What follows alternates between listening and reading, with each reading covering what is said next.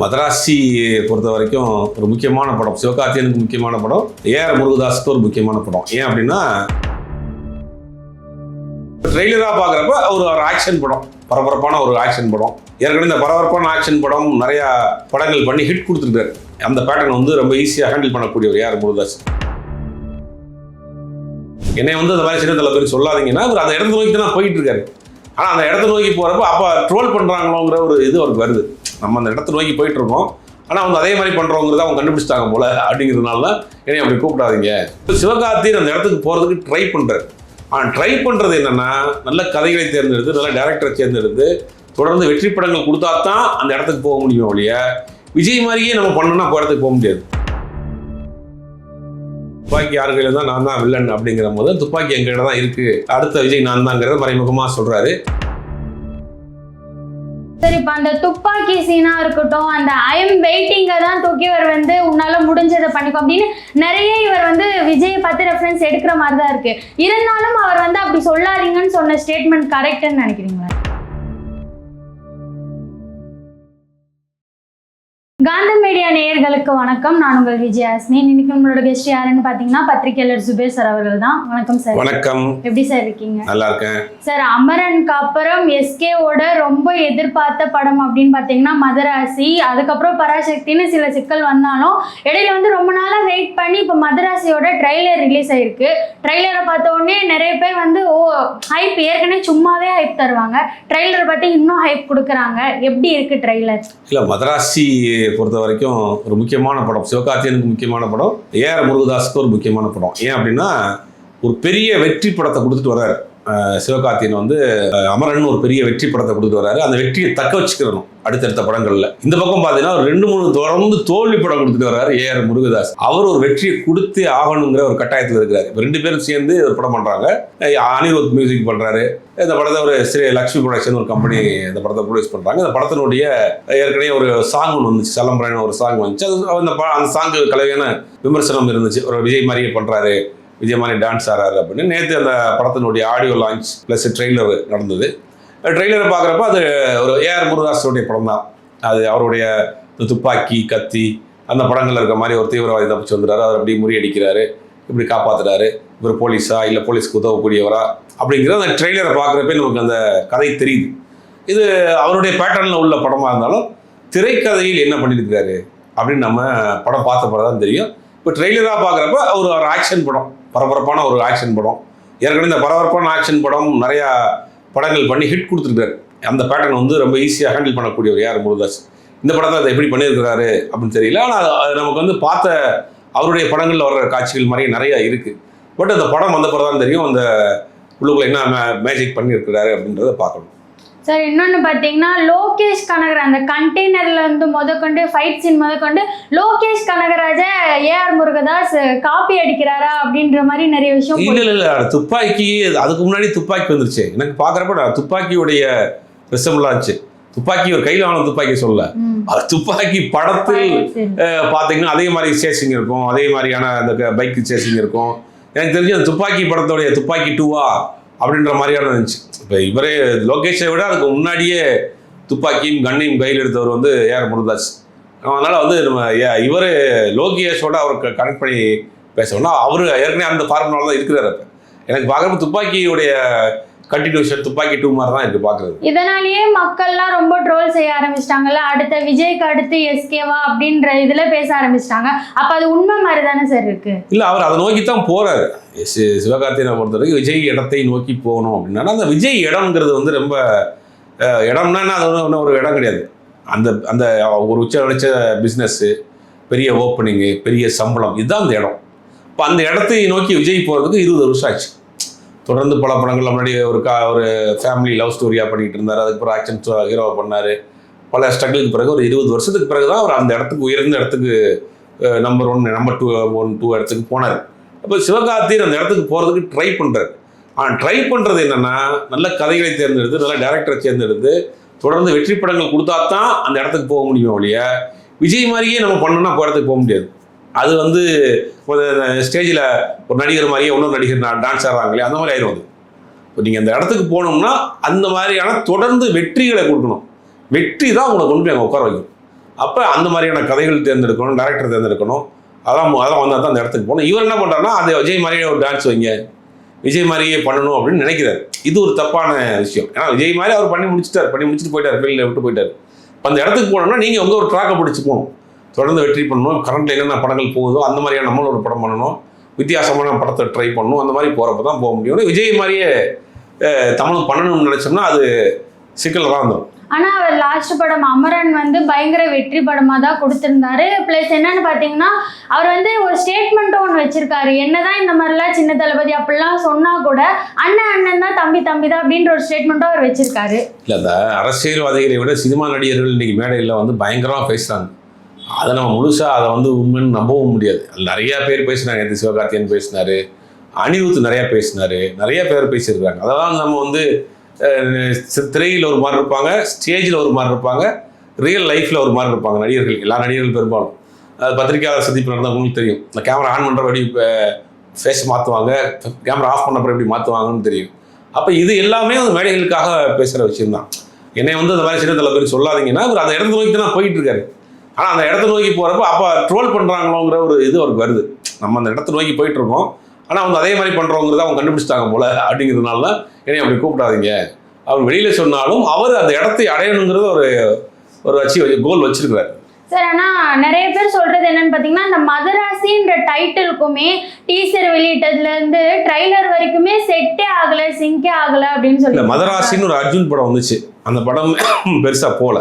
அப்படிங்கும்போது மதராசி டைட்டிலே வந்து கொஞ்சம் ஒரு பழைய டைட்டில் மாதிரி இருக்குது, வேறு ஏதாவது புதுசாக வச்சிருக்கலாங்கிற மாதிரி ஏதாவது சோசியல் மீடியா நிறையா பேசுகிறாங்க. பட் அது கதைக்கு அது தேவைப்பட்டிருக்கலாம்.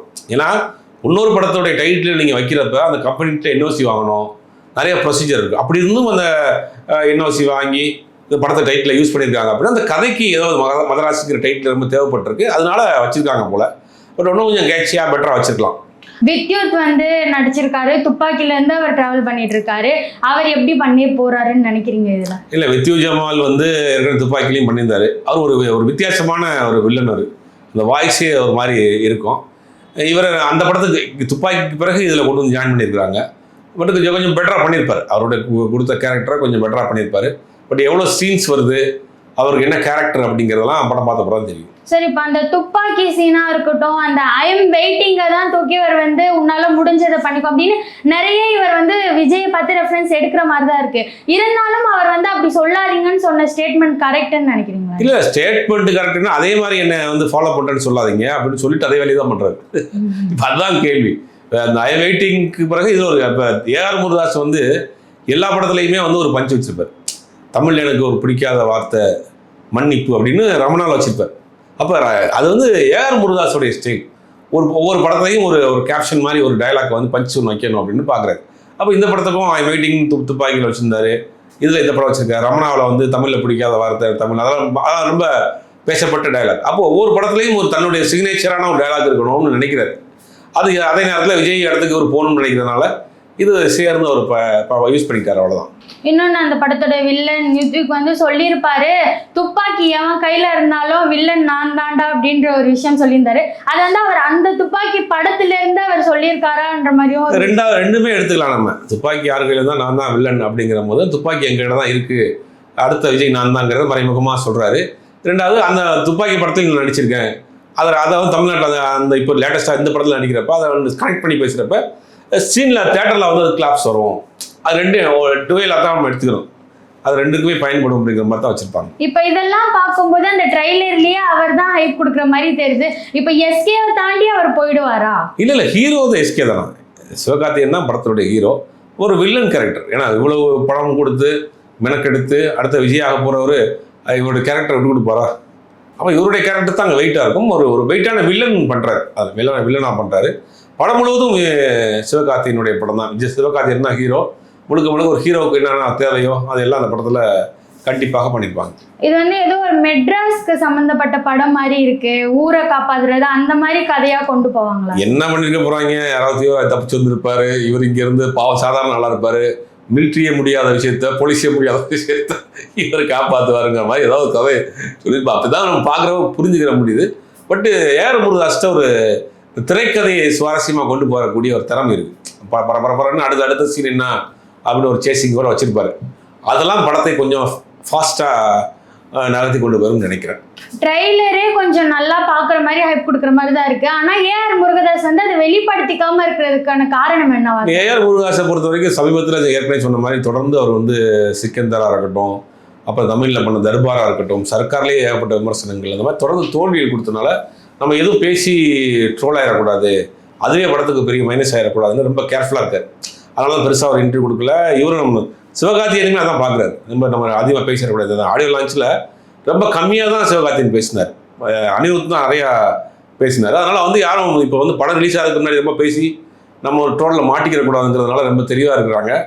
அதனால் படம் வரட்டும், அப்புறம் வெற்றியில் பேசுவோம், என்னுடைய வெற்றியை நான் படத்தில் சொல்கிறேன் அப்படின்ற மாதிரி அவர் அமைதியாக இருக்குது. இந்த படத்துக்கு வெற்றி வரும்னு அவர் நினச்சிட்டு தான் இல்லை, அவர் வெற்றி கொடுக்க வேண்டிய கட்டாயத்தில் இருக்கார். இந்த படம் சக்ஸஸ் ஆக வேண்டிய கட்டாயத்தில் ஏஆர் முருகதாஸ் இருக்கிறாரு. கிடைச்ச வெற்றியை காப்பாற்றிக்கிறதுக்கு இவர் போராடிட்டு இருக்கிறாரு. ட்ரெய்லர்லாம் பார்க்குறப்ப படம் வந்து ஒரு கலவையான விமர்சனமாக இருந்தாலும் கூட ஸ்க்ரீன் பிளேல ஏதாவது பண்ணியிருப்பாங்க ஒரு மேஜிக்ன்ற ஒரு நம்பிக்கை இருக்குது. வெயிட் பண்ணி பார்க்கலாம். எஸ்கே படங்களை பொறுத்த வரைக்கும் புதுமுக ஹீரோனியை வச்சா அந்த படம் ஓடாது அப்படின்ற ஒரு பேரும் இருக்கு. இப்ப திரும்பியும் ஹீரோனி ஒருத்தவங்க வந்து முகம் தெரியாத ஹீரோனியை தான் வச்சிருக்காங்க. அவங்க எப்படி பண்ணுவாங்க? இல்லை, அவங்க தமிழுக்கு புதுசாக இருந்தால் கூட வேற லாங்குவேஜில் இன்ட்ரடியூஸ் ஆகிட்டாங்கல்ல, அதனால அந்த சென்டிமெண்ட் இருக்காதுல்ல. இதெல்லாம் ஒரு சென்டிமெண்ட்டா? அது வந்து சினிமாவில் நீங்கள் சொல்கிறது கரெக்ட் தான். சினிமாவில் ஒரு சென்டிமெண்ட் எப்படின்னா, ஒருத்தர் வந்து ஒரு போலீஸ் ஆஃபீஸரை நடிச்சிட்டாருன்னா அந்த படம் ஓடிடுச்சுன்னா போதும். அவரை வந்து ஒரு போலீஸ் கேரக்டர் இருக்கோ இல்லையோ, சும்மா கூட போலீஸ் ஸ்டேஷன் போட்டு அந்த மாதிரி கிராஸ் பண்ணுங்க, இது வந்தால் படம் ஓடும் அப்படின்னு ஒரு சென்டிமெண்ட். ஒரு டைரக்டர் இருக்கிறாரு, அவர் என்னன்னா அந்த படத்தில் அவர் எடுக்கக்கூடிய படத்தில் ஒர்க் பண்ண டெக்னீஷியன் ஒரு ஒரு ஒரு கிரேன் ஆப்ரேட்டரோ இல்லை வந்து ஒரு நாகரா ஓட்டுறவரோ ஒரு சீன் நடிச்சாருன்னா படம் ஓடணும், அவருக்கு ஒரு சென்டிமெண்ட். அதனால் அந்த படத்தில் ஒரு கேரக்டருக்கோ இல்லையோ அந்த டெக்னீஷியனை ஒரு சீன் எடுத்துருவார், ஒரு ஷாட் நிற்க வச்சு ஏதாவது அவர் எடுத்துகிட்டு காமிச்சு விட்டுருவார். இது வந்து அவர் தொடர்ந்து பண்ணிட்டு இருந்தார். இப்போ சினிமாவில் வந்து சென்டிமெண்ட் நிறையா இருக்குது. நீங்கள் சொல்கிற மாதிரி அவர் ஹீரோயினா புது ஹீரோயின் கிடையாது, அவங்க வேறு லாங்குவேஜில் நடிச்சிட்டாங்க. அதனால் அந்த சென்டிமெண்ட் அதில் வராதுன்னு நினைக்கிறேன். படம் வர்றதுக்கு இதெல்லாம் பார்க்க வேண்டியதாக இருக்குது. இப்போ செப்டம்பர் 5 மதராசி வந்து ரிலீஸ் ஆக போகுது. அமரனுக்கு இருந்த ஹைப் இதில் இருக்குமா? அமரனுக்கு இருந்த ஹைப்புக்கு இல்லை அப்படிங்கிறதா உண்மை. ஏன்னா அமரனுக்கு வந்து இந்த ஜிவி பிரகாஷோடைய அந்த ஒரு சாங், அந்த பிஜிஎம் பெரிய லெவலில் வைரலாக போச்சு. படம் ஓரளவுக்கு பெருசாக தூக்கி போயிட்டு விட்டுருச்சு. இந்த படத்தில் ஒரு மிக்சடான ஒரு எதிர்பார்ப்பு தான் இருக்குது. எப்படி பண்ணியிருப்பாங்கங்கிற ஒரு எதிர்பார்ப்பு, எப்படி இருக்குங்கிற ஒரு ரெண்டுமே இருக்குது. நல்லா இருக்கும் நல்லா இருக்காதுங்கிற ஒரு கலவையான ஒரு எதிர்பார்ப்போடு தான் இருக்குது. பட் அது கூட ஒரு வழிக்கு நல்லது தான். ஏன்னா படம் வந்து ஓரளவுக்கு சுமாராக இருந்தால் கூட வந்து பெருசாக எதிர்பார்ப்போடு போக மாட்டாங்க. அப்படி சுமாராக இருந்தால் கூட படம் வந்து ஓடிடும். ஒருவேளை அதுக்காக தான் அவங்க ப்ரொமோஷன் மற்ற ஹைப்லாம் கொஞ்சம் கம்மி பண்ணி வச்சுருக்காங்க. பட் எப்படி வந்திருக்குங்கிறத நம்ம வெயிட் பண்ணி தான் பார்க்கணும். இப்போ கடைசியாக யாராச்சும் நல்ல படம் பார்த்தப்பா அப்படின்னு சொன்னாலே அது ஒரு குடும்ப படமாக தான் இருக்கு. அப்படி போயிட்டு இருக்கிற நிலையில எஸ்கேக்கும் அது நல்லா தெரியும், ஏஆர் முருகதாஸ்க்கும் தெரிஞ்சிருக்க வாய்ப்பு இருக்கு. அப்படி இருக்கும்போது இதுவும் ஒரு ஆக்ஷன் ஃபிலிம் மாதிரி தான் இருக்கு. ஆக்ஷன் ஃபிலிம்குள்ள ஏதாவது ஒரு சென்டிமெண்ட் இருக்கும் இல்லையா? கண்டிப்பாக துப்பாக்கிலேயும் ஒரு உள்ள சென்டிமெண்ட் இருக்கும், கத்தியிலையும் ஒரு சென்டிமெண்ட் வச்சிருப்பாரு. இந்த படத்துக்குள்ளே ஏதாவது ஒரு ஸ்ட்ராங்கான ஒரு சென்டிமெண்ட் சீன்ஸு, ஒரு கதையில் முக்கியமான ஒரு டேர்னிங் ஏதாவது இருக்கும். ஏன்னா படத்தில் பார்க்க ஆனால் ட்ரெய்லரில் அப்படி காட்டல, பட் இருக்கும், கண்டிப்பாக இருக்கும். ஃப்ளாட்டாக வரும், ஆக்ஷனை மட்டும் வச்சு படத்தை பண்ண முடியாது. ஏன்னா ஏஆர் முருகதாஸ் அது மாதிரி பண்ணவும் மாட்டார். அது உள்ளுக்குள்ளே ஏதாவது ஒரு சென்டிமெண்ட் இருக்கும், ஸ்ட்ராங்கான ஒரு சென்டிமெண்ட் இருக்கும். அனிருத் அவர்கள் வந்து ஒரு விஷயம் சொல்லியிருந்தாரு, ஏஆர் முருகதாஸ் வந்து கத்தியில ஒரு பெரிய படத்தை என்னை நம்பி கொடுத்ததுனால தான் இங்கே இருக்கேன் அப்படின்ற மாதிரி ஒரு விஷயம் சொல்லியிருந்தாரு. அப்படி எத்தனை பேருக்கு நல்லது பண்ணியிருக்காரு சார் ஏஆர் முருகதாஸ்? வந்து என்னுடைய உதவியாளர் நிறைய பேர் டேரக்டர் ஆக்கியிருக்கிறாரு. இந்த எங்கேயும் எப்போதும் டேரக்டர் சரவணன், நிறைய பேருக்கு ஒரு சொந்த கம்பெனி ஆரம்பித்து படங்கள்லாம் கொடுத்துருக்காரு. அவருடைய தம்பி கூட ஒரு ஹீரோவாகலாம் இன்ட்ரடியூஸ் பண்ணார். நிறைய பண்ணியிருக்கிறார், உதவியாளராக இருக்கிறவங்களுக்கு நிறையா பண்ணியிருக்கிறாரு. இது அனிருத்தை பொறுத்த வரைக்கும் அந்த மேடைகளுக்காக பேசுகிறார். அதை விட முக்கியமானவர் தனுஷ் தான் அனிருத்துக்கு. ஏன்னா ஒரு 18-19 வயசு பையனை நம்பி ஒரு படத்துக்கு மியூசிக் டைரக்டராக வாய்ப்பு கொடுத்தது, இந்த வைத்திஸ் கலவரி பாட்டு வந்து உலகம் பூரா கொண்டு போய் சேர்த்தது, அதுக்கு பிறகு எதிர்நீச்சல் படத்துக்கு வாய்ப்பு கொடுத்து தொடர்ந்து தன் வாய்ப்பு கொடுத்து தன்னை டெவலப் பண்ணி மேலே கொண்டு வந்து விட்டது வந்து தனுஷ் தான். ஆனால் அன்னைக்கு உள்ள யங் மியூசிக் டைரக்டர்கிட்ட இவர் அப்கமிங்காக வந்துட்டு இருந்தார். அதனால் இவர் பயன்படுத்திக்கிட்டார், அவ்வளோதான். மதராசி பற்றி நிறைய விஷயங்களை பகிர்ந்ததுக்கு நன்றி சார்.